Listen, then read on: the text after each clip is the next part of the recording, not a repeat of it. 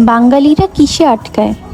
বেশিরভাগ বাঙালিরা আটকায় আলুর ভর্তা আর ডাল ভাতে। আসসালামু আলাইকুম দর্শক, ওয়েলকাম টু শারানস কিচেন। আজকে আমরা তৈরি করব আলুর ভর্তা। তো চলুন রেসিপিটি শুরু করা যাক। আমি 2-3টা আলুর সাথে 2-1টা কচুরছড়ি নিয়েছি। আপনারা কে কে আলুর ভর্তার সাথে কচুরছড়ি পছন্দ করেন আমাকে কমেন্ট করে জানাবেন। এবার আমি এগুলোকে ছোট করে কেটে নিয়ে সিদ্ধ করতে বসিয়ে দিলাম। প্রায় 20-25 মিনিটের মতো আমার টাইম লেগেছে এগুলো সিদ্ধ হতে। আমি 2-3টা মাঝারি সাইজের পেঁয়াজ কুচি করে নিয়েছি।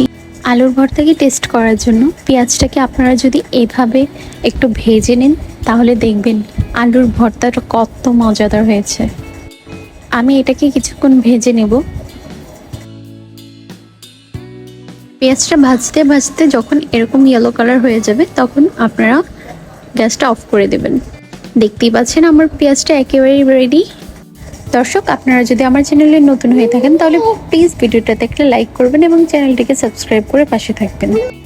এই তো আমার পেঁয়াজটা একেবারেই রেডি। আরেকটা প্যানে আমি শুকনো মরিচগুলো এভাবে টেলে নিয়েছি। এবার আমি সবগুলো একসাথে মিক্স করে আলুর ভর্তাটা বানিয়ে নিচ্ছি, দেখতেই পাচ্ছেন। দর্শক, আমার চ্যানেলের প্রতিটা ভিডিও হচ্ছে নতুনদের জন্য।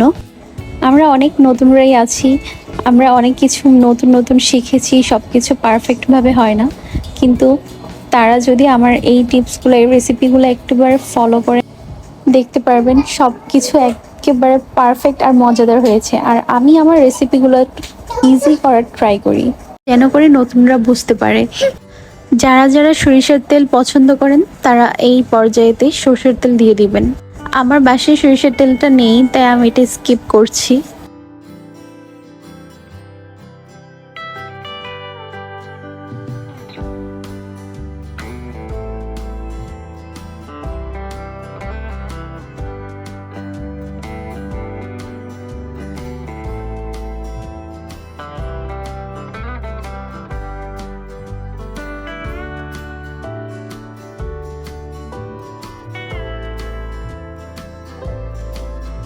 দর্শক, দেখতেই পাচ্ছেন আলুর ভর্তাটা একেবারেই রেডি।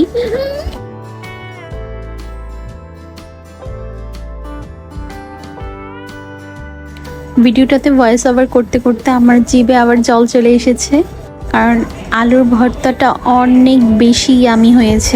আপনারা বাসায় প্লিজ একবার হলেও এভাবে ট্রাই করবেন, আশা করি আপনাদের অনেক বেশি ভালো লাগবে। দর্শক, আমার ভিডিওটি ভালো লেগে থাকলে চ্যানেলটিকে একটা সাবস্ক্রাইব করে পাশে থাকবেন। ধন্যবাদ। আসসালামু আলাইকুম।